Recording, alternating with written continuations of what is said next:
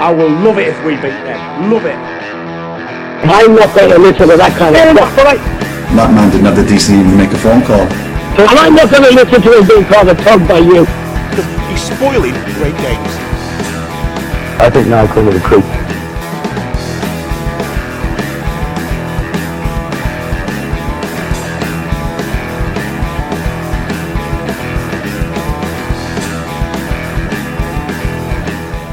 Hello and welcome back to the Angry Football Podcast. My name's Ronan Marr. My name is Adam Dunn. And today we are incredibly angry as our five-a-side soccer match got cancelled and we really want to tear the shreds out of something soccer related.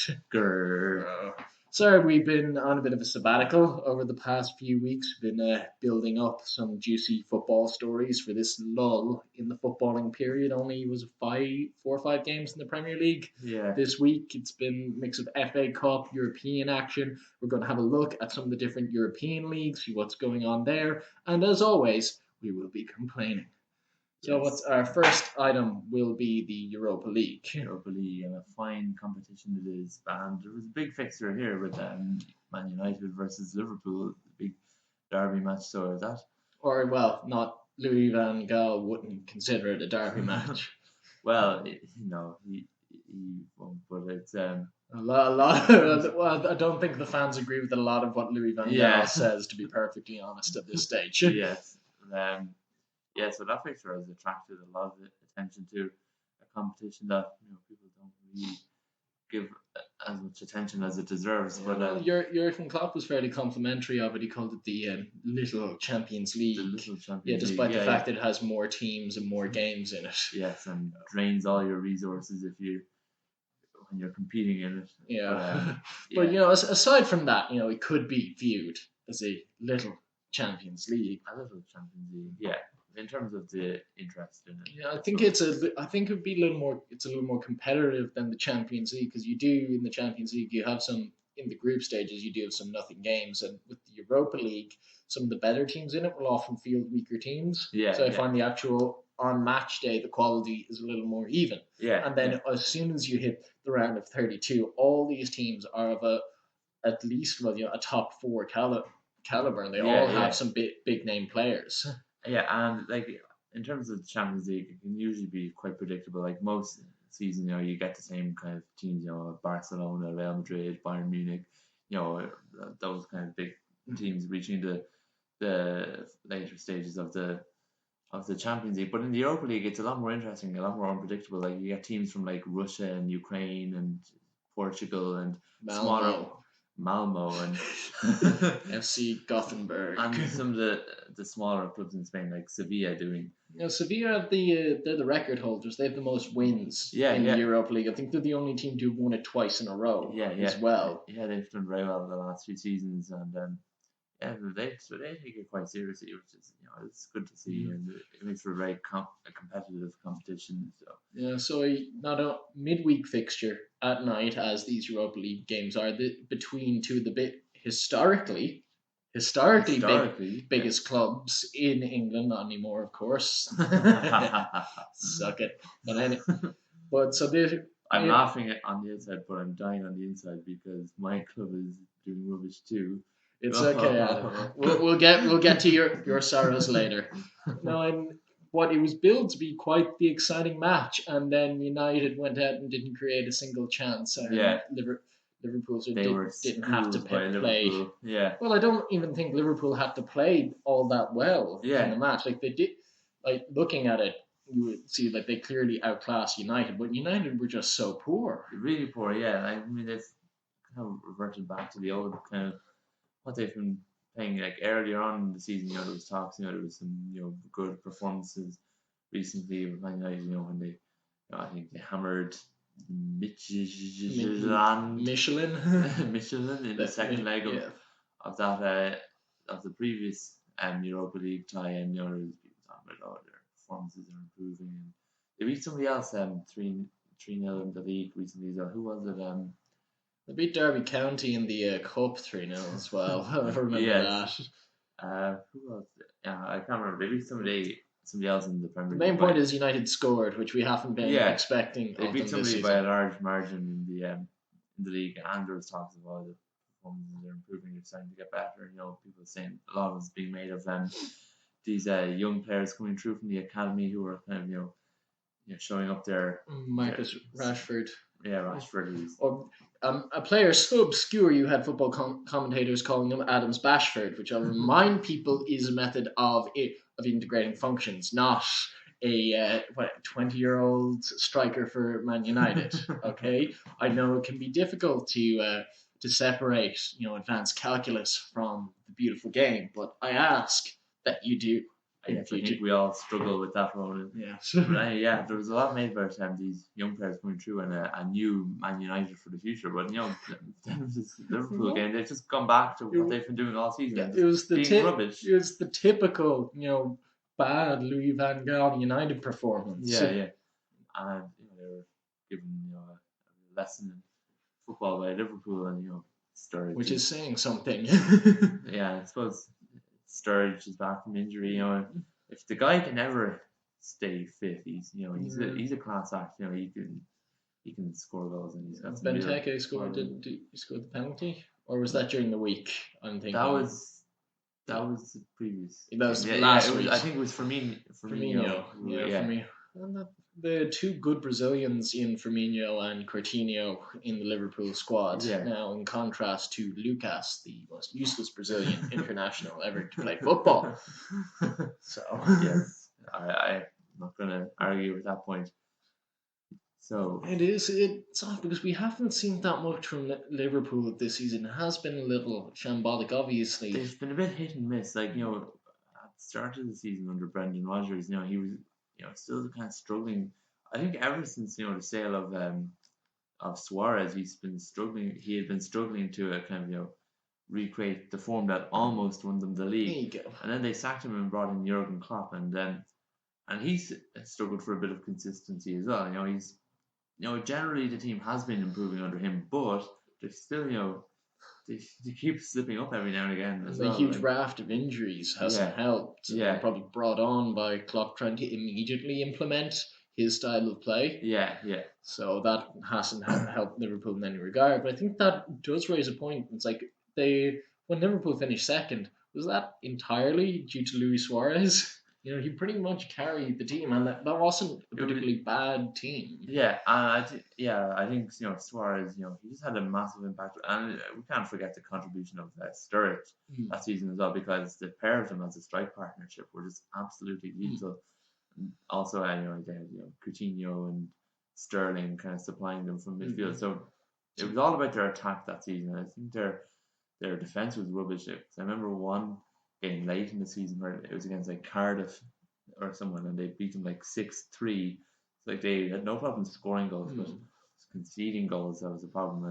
And we saw that with the kind of one of the most decisive games against Crystal Palace, where they were 3-0 up and somehow managed to throw away that lead, and they ended in a 3-3 draw, and come on, lads. Handed the initiative back to City.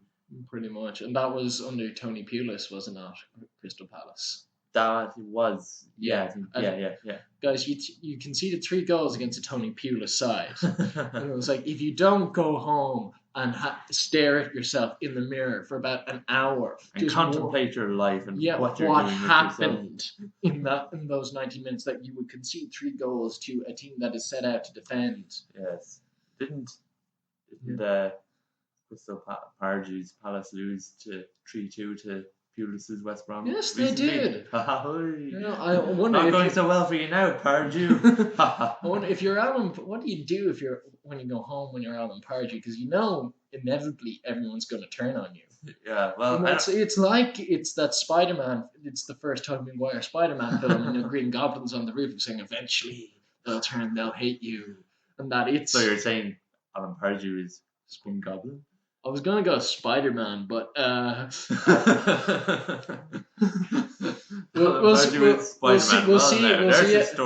see how the third act plays out, and the Avengers Civil War is coming out soon. If it is revealed that Spider-Man is Alan Pardew, we will be the first to let you know. If Spider-Man pulls off his mask at the end of that movie to reveal Pardew's smug smile, then I don't know what I'm gonna do. If you had a hat, you would eat it. I I will buy you a hat of the most indigestible material and and I made shall consume it for on dinner. this podcast. Yes. And I know what you're saying, Pixar didn't happen, but you can hear us. Do you not trust the soothing sounds of our voices, dear listener?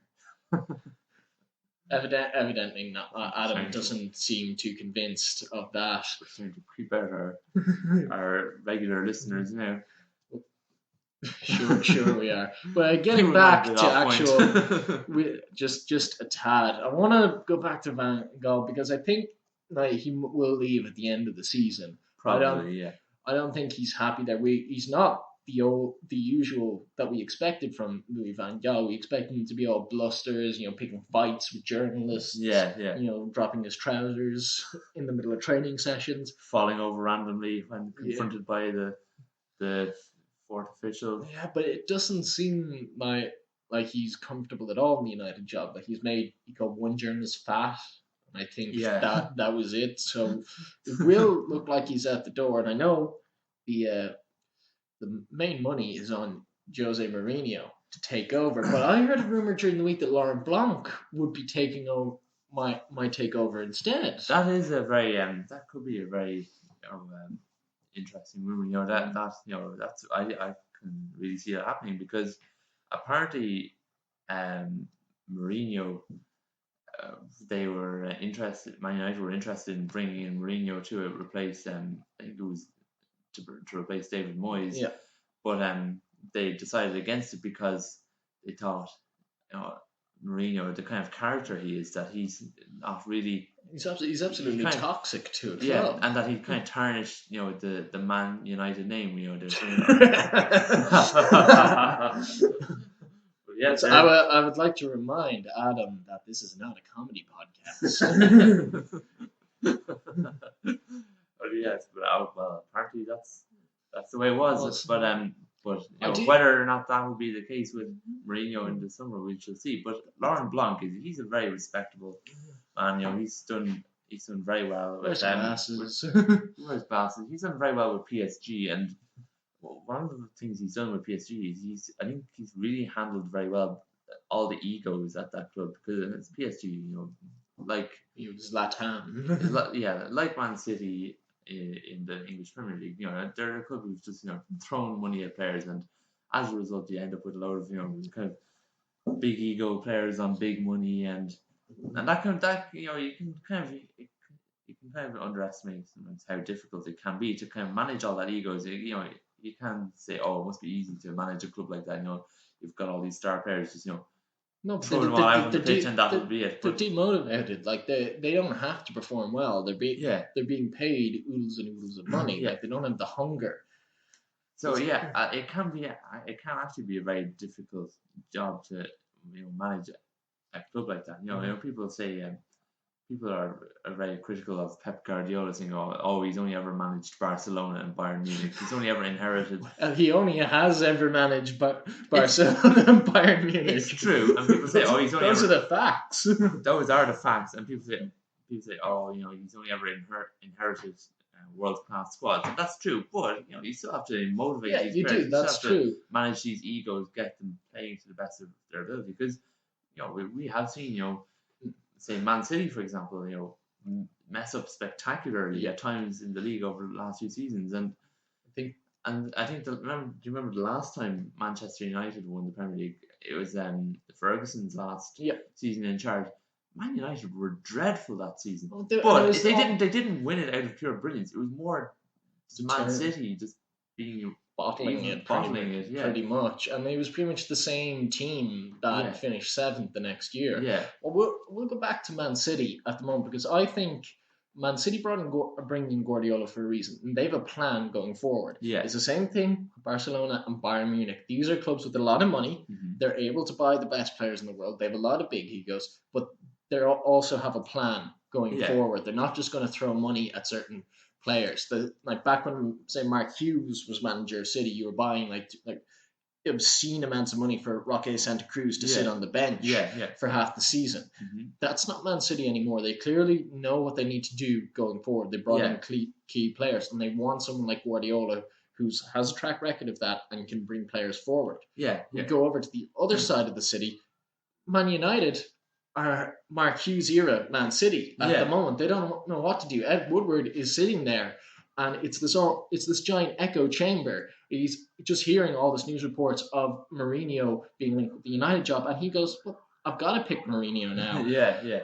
So Yeah, yeah, and they don't have any idea what to do. They've no plan going forward. They have a few young players coming through, as you did mention, but that's more through necessity yeah. than all the any injuries sort they of had, structured plan. Yeah, And to be honest, Mourinho would be a good fit. Come in 3 years, win a league, and leave the club an absolute shambles when he leaves.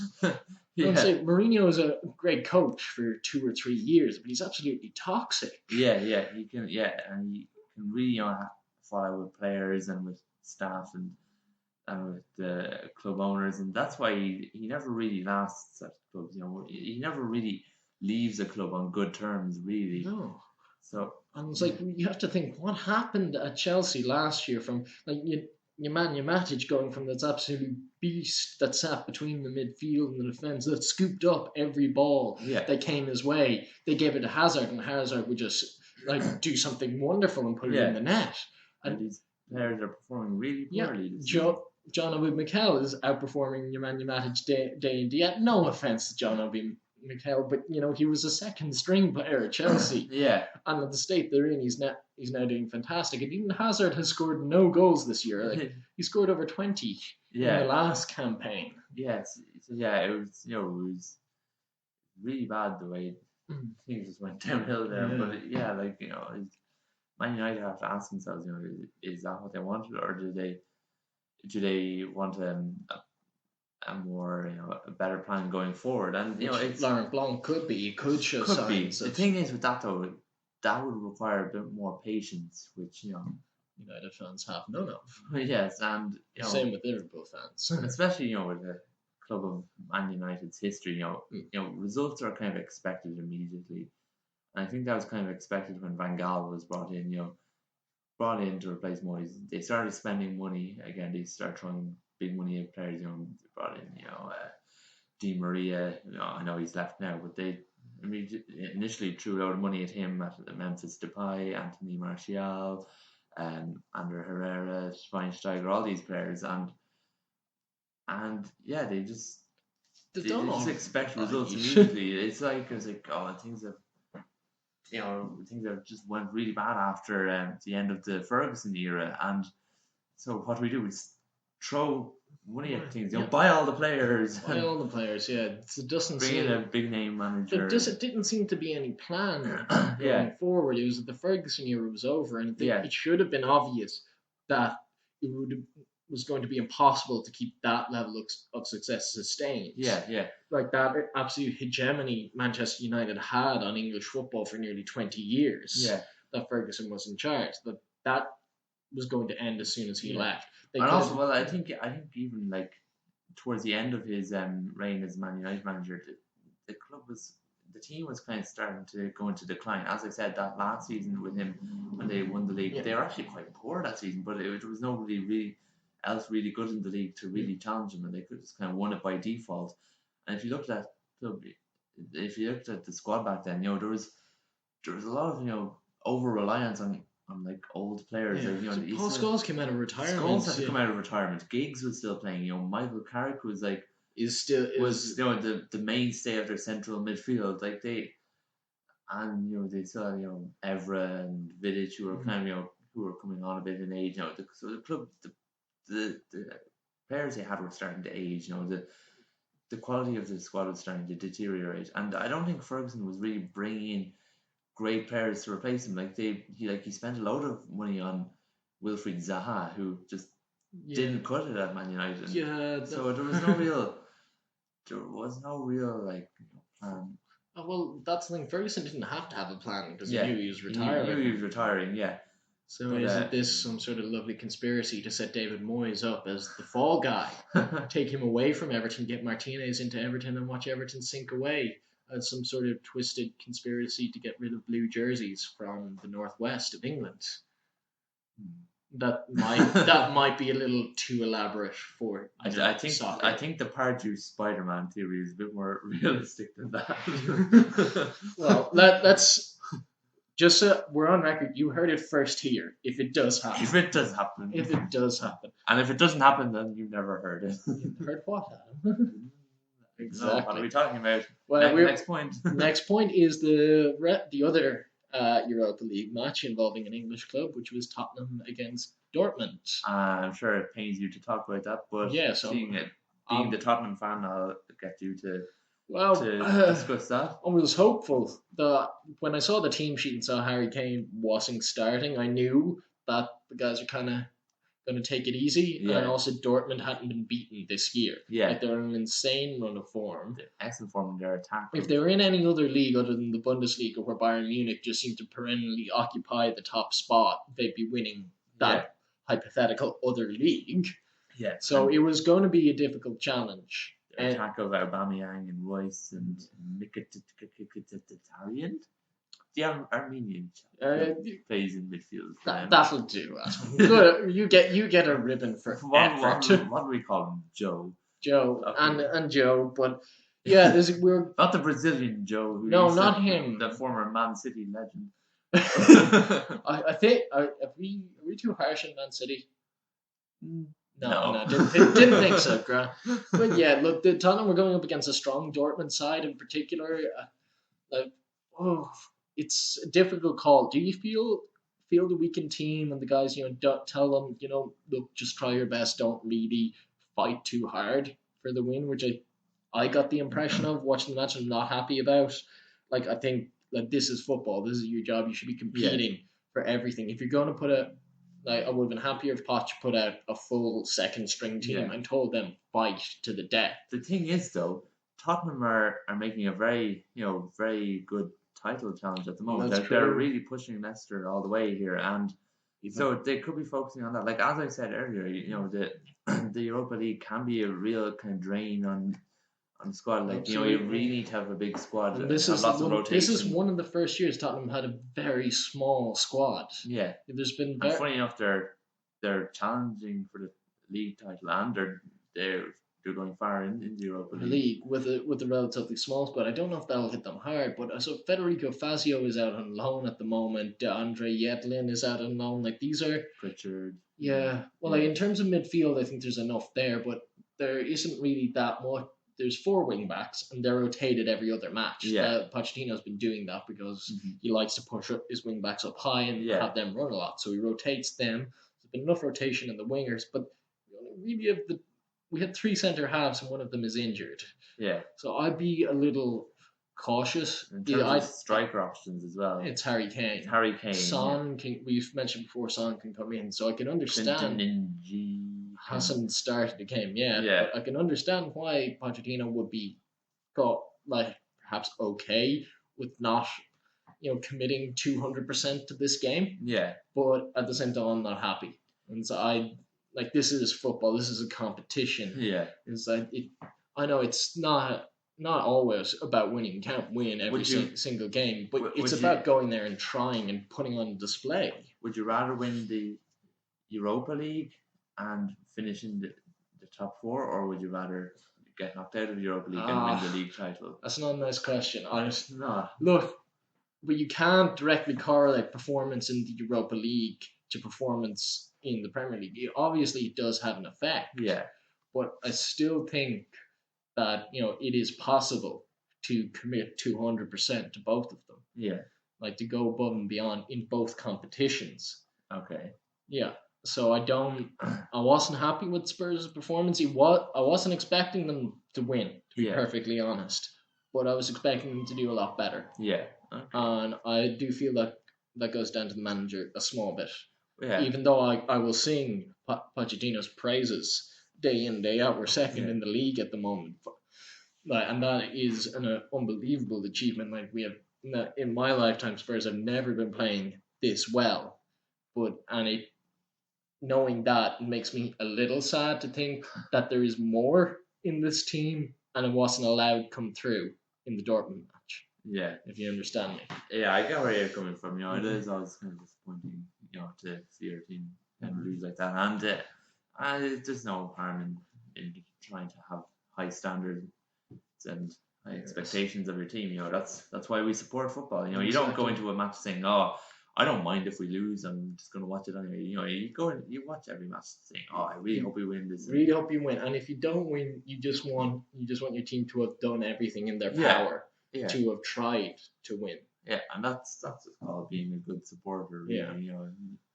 Yeah. At Newcastle, I know a lot of people, accuse us of being deluded just because, we're really, really passionate about our club. And people say, "Oh, Newcastle fans expect their team to win the league every season." It's like, no, we don't, but we want to see them try their best and to just, go out there, do as well as they can, and that'll be good enough for us. When they're not really doing that. They're not really We'll doing that. move on to Newcastle now. We'll come back to talk about the title, but since we're on Newcastle, they are playing league leaders Leicester today. Tomorrow night. Tomorrow night. Yeah. And their first game under new manager, Rafael Benitez. Benitez. Yes. Yes. We are joined in studio by Rafael Benitez. Yes, thank you. I think I am very honored to just be Newcastle manager. Yes. Yes. I find the club is very good. Yes. That was a very good impression. I mean, Rafa. Yeah, I think he has to go now. He does have to Bye, go. Rafa. Thanks for dropping by. Yeah, but What a nice guy. what a nice guy. And you're optimistic. I'm But yes. It feels so strange because this is the first time in a long time that we've had an actual good manager. Like, I'm not exaggerating. Let's This is probably the count them back. So we had Before this, we had Steve Jim McLaren, McLaren. obviously. Before that, John Carver. Before that, Alan Pardew.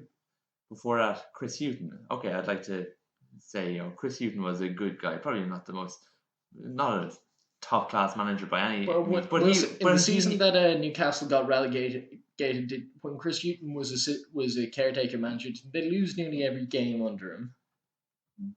Yes. Yeah, and then you had Alan Shearer. They won one game under Alan Shearer. You had Joe Kinnear. Joe Kinnear.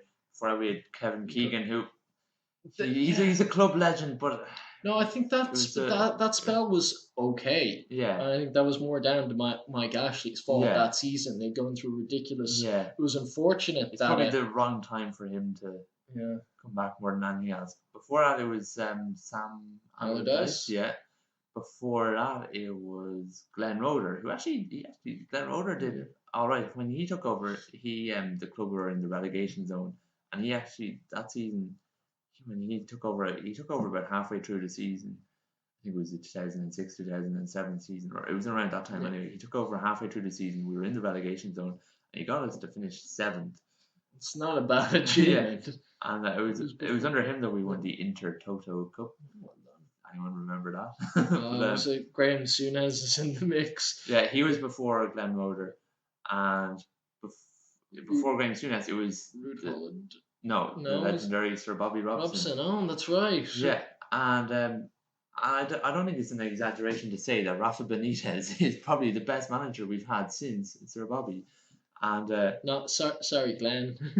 Sorry, Glenn. You were a good guy and all that, but just not up to Adam's meticulously high standards. Yes, but because I remember when I started getting into football, that was when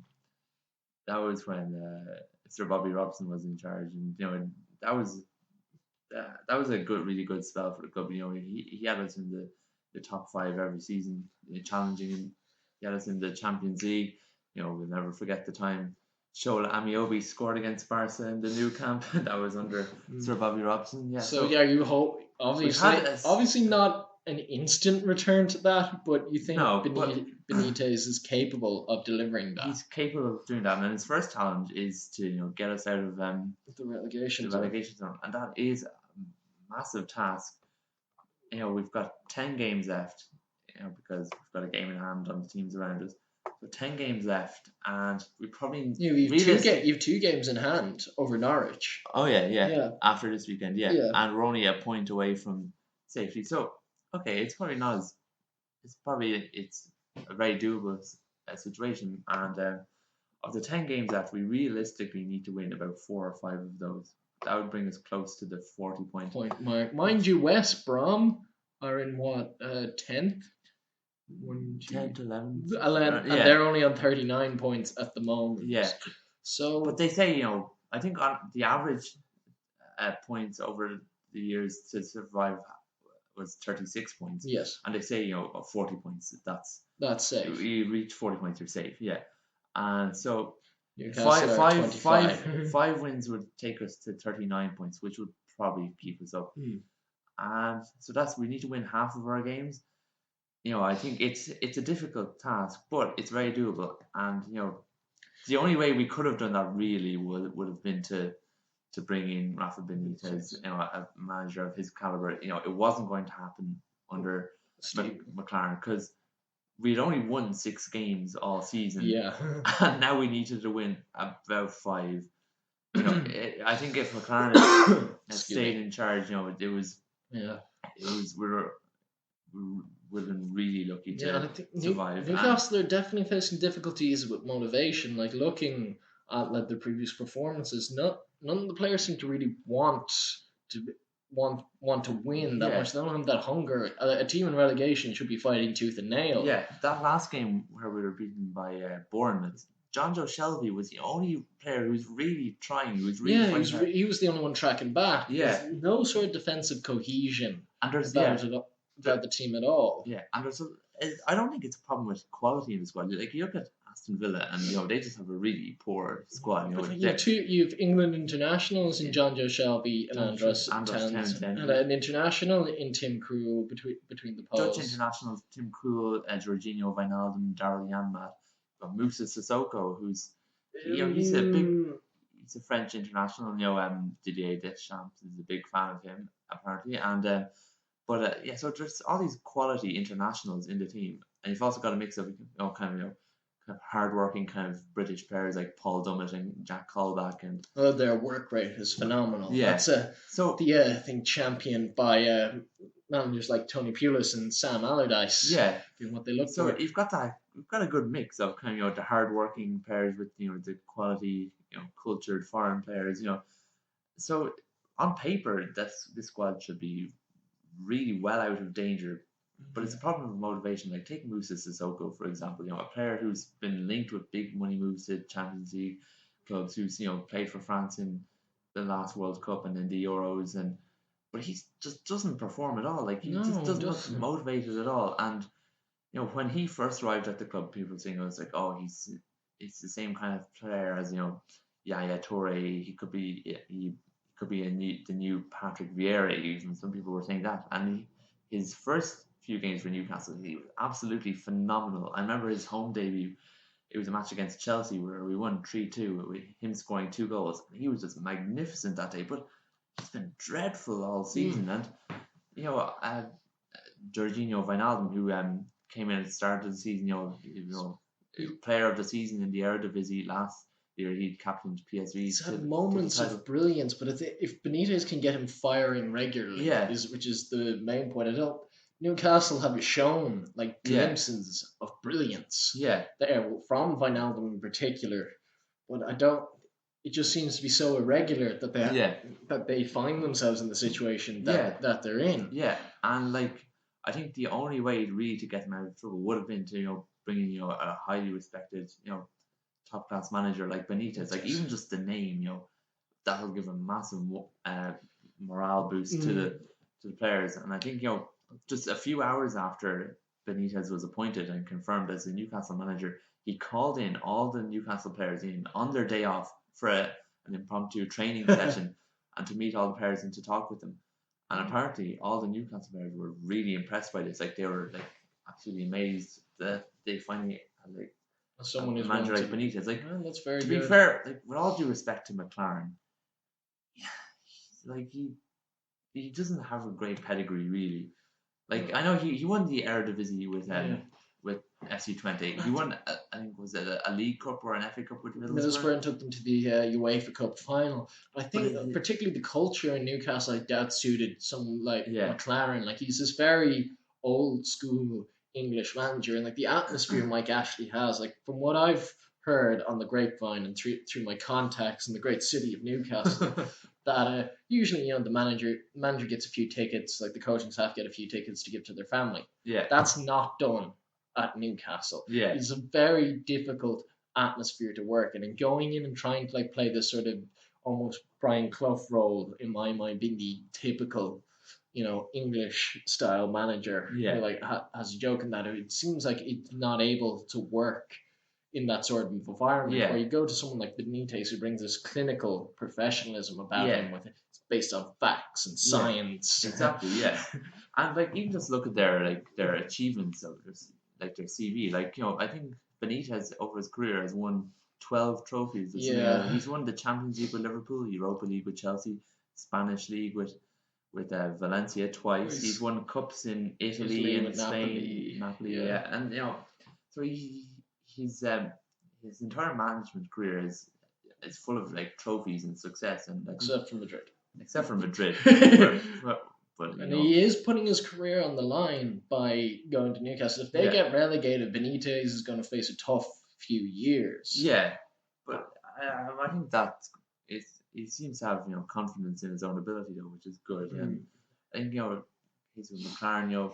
Again, as we said, won 2 trophies in his career, which is good. But his CV was also full of failures as well. Like his term as England manager, like he had a very unsuccessful spell at Wolfsburg in Germany, with Derby County, Nottingham Forest. So he had plenty of failure as well. And before him we had Pardew, and before we hired Pardew, he was a bit of a nobody, really. Like I remember he'd been West Ham. Manager, and I hadn't liked him very much. Yeah. From that time, had he done Southampton for a bit and Charlton? Yeah. When Newcastle hired him, he had just been sacked by Southampton, who were in League One at the time. They famously gave the reins to Nigel Adkins, who who led them to successful promotions. Yeah. So, because they had a good squad. They had players like Adam Lallana and Nicky Lambert and players. Good players, considering the last podcast I spent 5 minutes absolutely bashing Adam Lallana. He was good at Southampton. Yeah. You can't deny that. Okay, I think we did establish that. But go on.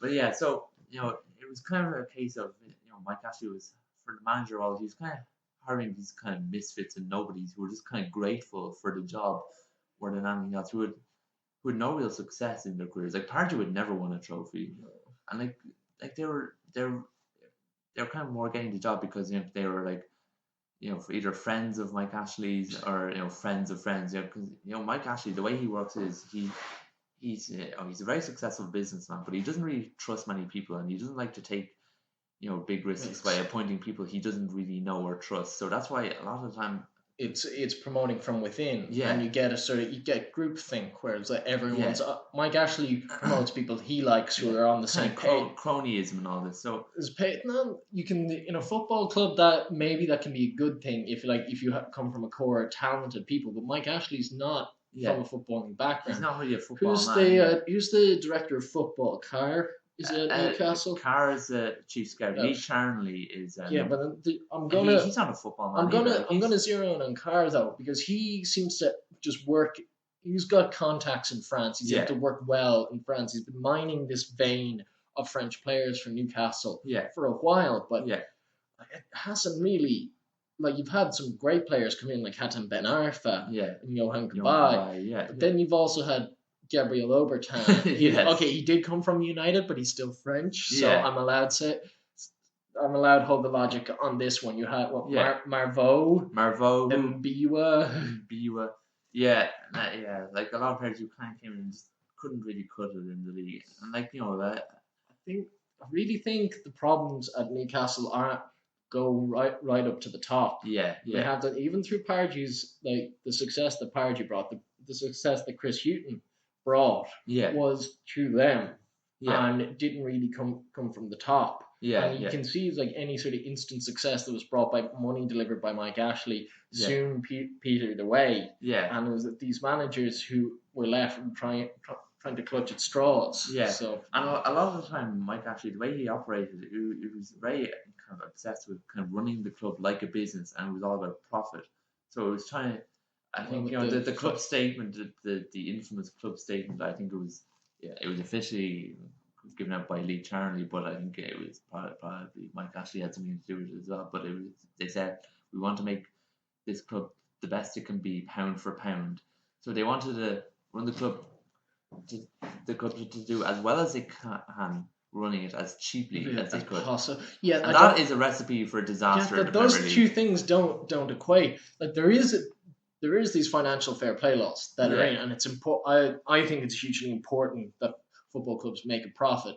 And like as a Spurs fan, it's like we complain nonstop that we want Daniel Levy to open the purse strings. And Spurs have a famous policy of not trying to spend more than they earn. Yeah. And personally, though, I think that's kind of an admirable thing to achieve for. I think the football clubs should make some sort of operating profit at least, and it's to limit this notion that the people with the money can just spend what they want.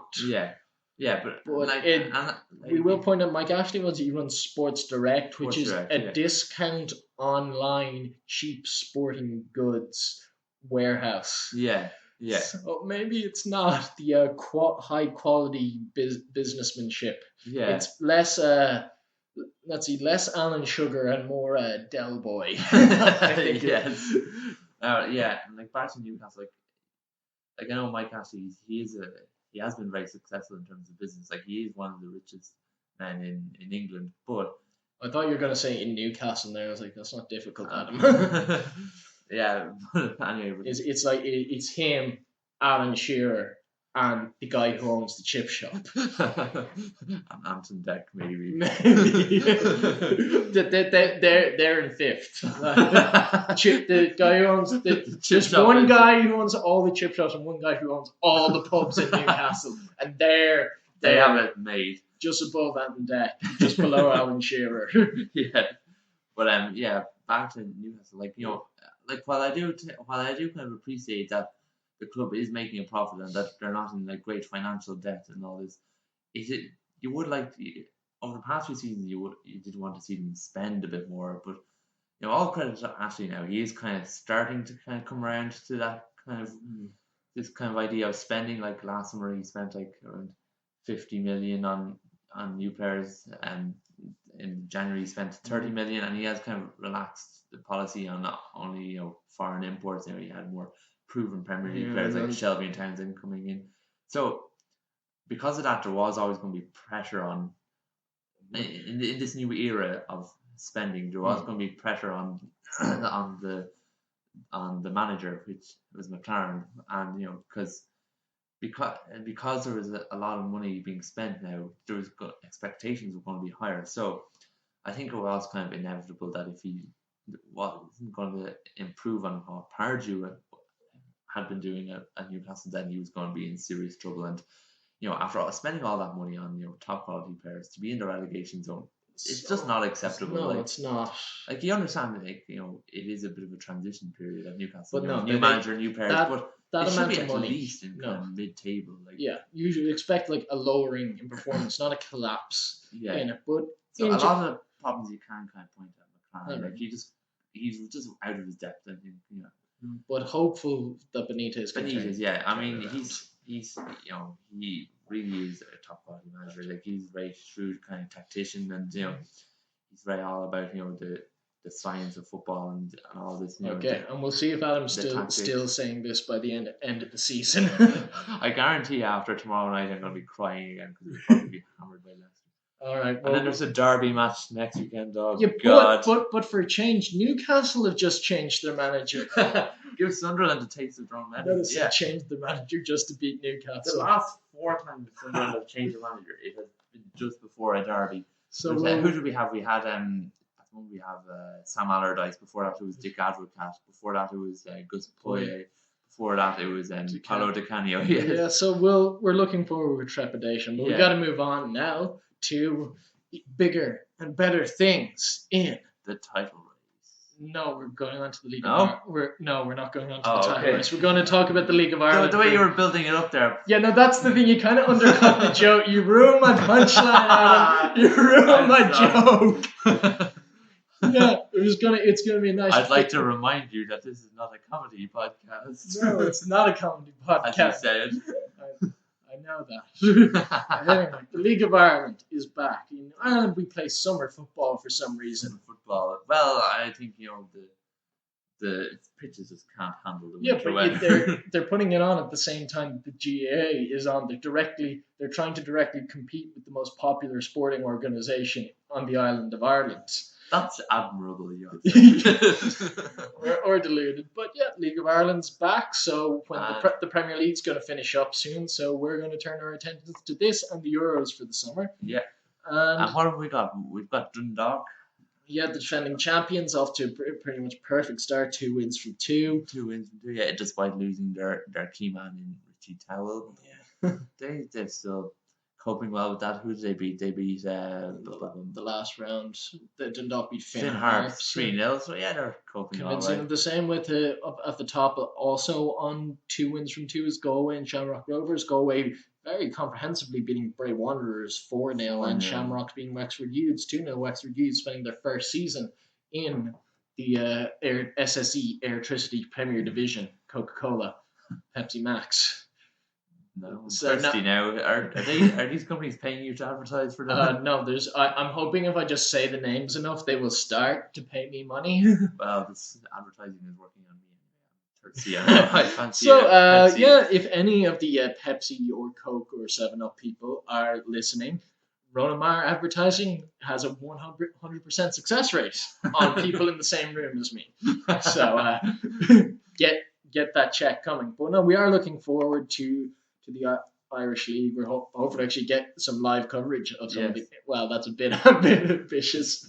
Well, we did attend Go to one of the in games. Dalymount Park, and I think Dalymount Park actually is going to be completely renovated soon. Yes, There's hopefully a now. new plan to completely do up the stadium, and It's a nice setup they have there, a very good fan base, and I think if they can deliver the facilities, like they'll be able to get more people in. yeah. And So it'll like be when good we for went the there, it league was as well. packed. It was packed out the homestand. Like, Yeah. there was not a We were in space. the away stand, mind you. We Yeah, somehow, by accident. By accident, we somehow found ourselves So- in with the hardcore draw. You know. Fan- Yeah, the recording broke there just a bit, and I thought if we laughed at the same point as we were laughing in the previous bit of the record, it would cover it up seamlessly, but evidently not. I can't remember what we were talking about. We were talking about the League of Ireland. That just it is back.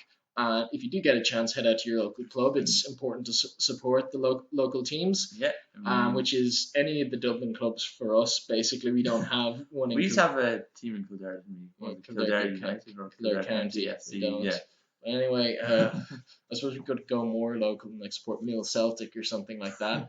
But yeah, League of Ireland. Clongowrie United. That's Who your. we used to play for. We went to one training session, man. That doesn't count. That was the extent of our footballing careers. And now we're going to take a look at some of the European leagues. It being a bit quiet here in England. At the Bundesliga, we got first port of call, and it's pretty much business as usual with Bayern Munich and Borussia Dortmund. Bayern Munich, they're what, 8 points clear at the top, Yeah. but Dortmund have a game in hand. So I don't see As good as Dortmund are, I can see Bayern. Yeah, I holding don't on to see. this. I don't see them throwing this. And you got your usual content. You got some Hertha Berlin are in third. Good season for They're them. 13 points behind Dortmund. Yeah, so mind that's you. a bit of the gap. But then like you got your usual players. You got Borussia Mönchengladbach, Schalke. Leverkusen are down a bit. You know. Small, not a good Wolfsburg season. as well. Werder Bremen is hovering just above the relegation zone. They'll be worried there. Not been Yeah. a good few years for them. Yeah. So it's but business as usual at the top of the Bundesliga. Now over to the Netherlands, where we have pretty much also have a 2-horse race A bit more competitive. between though, PSV Eindhoven and Ajax. Ajax have a game in hand. Yeah. Eindhoven leading by 2 points at the moment, but as you say, Could go either way. Could go either way. So it's very, very tight at the moment. Is It's got it two very good teams there. Now. Is that Alkmaar nearly 20 points behind PSV Eindhoven? So, Yeah, so Yeah. it's there's a bit of a gap there, which is a bit kind of disappointing because generally the Eredivisie has been quite competitive. Like there hasn't been usually been a huge gap between Eindhoven, Ajax, and then you had Feyenoord. Feyenoord, AZ, Alkmaar, FC Vitesse Arnhem with their loads of Chelsea players on loan. Yeah, and FC Twente, who are languishing in mid-table, unfortunately for them. So that, looking at the Eredivisie, it could go either way. So that might be one to watch in this run into the title that's happening. Generally, the Eredivisie, it can be quite an exciting league to a lot of young players. And I know the clubs aren't as good as major they forces used to in be. Europe anymore, but they do produce good, talented players, and it is quite competitive and exciting. Now on to Serie A. Serie A. Yeah, so Juventus, despite a difficult start to the season, they were kind of languishing near the bottom for the start of the season, but they've managed to fight their way back to the top and now hold a 6-point lead over Napoli, although Napoli do have a game in hand. Roma also have a game in hand, but Roma seem to be are 10 points adrift. Yeah. Stranger things have happened. But I would personally like to see Napoli or win it. I know Roma are still technically in contention, but I'd like to see a different team win the league. Although this, of course, is the Italian league where Luca Toni, I believe, is still scoring goals for fun. Well into his 80s. Yes, and Francesco Totti, of course, still playing. And so also just behind Roma there we have Inter Milan, only 2 points behind. Yeah, but it's tight. AC Milan are also in the Europa League spot. So it's good to see because the last few seasons Inter and Milan had taken a massive dip in form, and that had been you need to shake it around, up a bit, man. Hanging around mid-table. So it seems they're kind of slowly getting back to where they were. But keep them down. You want to shake things up a little, rattle a few cages. But so it's going to be a close run in between Juve and Napoli. I think Juve have enough about them though to see it out to the end of the season, as disappointing as that would be. Yeah, I mean the quality players like Pogba and Khedira and Dybala, they've got bags of talent. In that team. But it's theirs to lose. Yeah. So. And now on to the least exciting league in Europe, the La Liga. La Liga, where Barcelona are kind of running away with this. 8 points clear of Atletico Madrid, and then Real Madrid are 15 points behind. Now they do have a game in hand, but still 15 points behind, in being in third place. But in the Premier League, what Arsenal are 8 or 9 points. Spurs are 5 points behind. Yeah. And then Arsenal are only a few more. At the moment, all of the top 4 teams in the Premier League are still in contention for the league title. I am not in La Liga. Barcelona are going to win this comfortably. Yeah. Also, I'd just like to point out that when Benitez was sacked from Real Madrid earlier this season, they were only 4 points behind Barcelona. Now they're 15 points behind.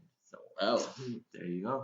Ruminate on that. And Valencia now are, consistent in mid-table. Yeah, under Gary Neville. Yeah, they still they don't have a good ratio of wins to draws to losses. Yeah. 8 wins, 10 draws, 11 matches lost. So you might want to kick that up to 10 before the end of the season. Yeah. But it was a bit strange, I think, appointing Gary Neville. I think Phil Neville was a coach there before. Yeah.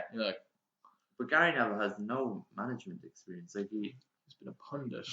And a good one at that. I don't know. Did they just hire him on the basis of his, good tactical knowledge that he displays on Sky Sports? Did they get? Do you get Sky Sports in Spain? I don't know. Okay, well we're going next week. We're going to go to Spain, see if we can get Sky Sports, and then report back to you viewers. I think that's more than good enough excuse to go on holiday to Spain. Yes, at this point in the year. Yeah.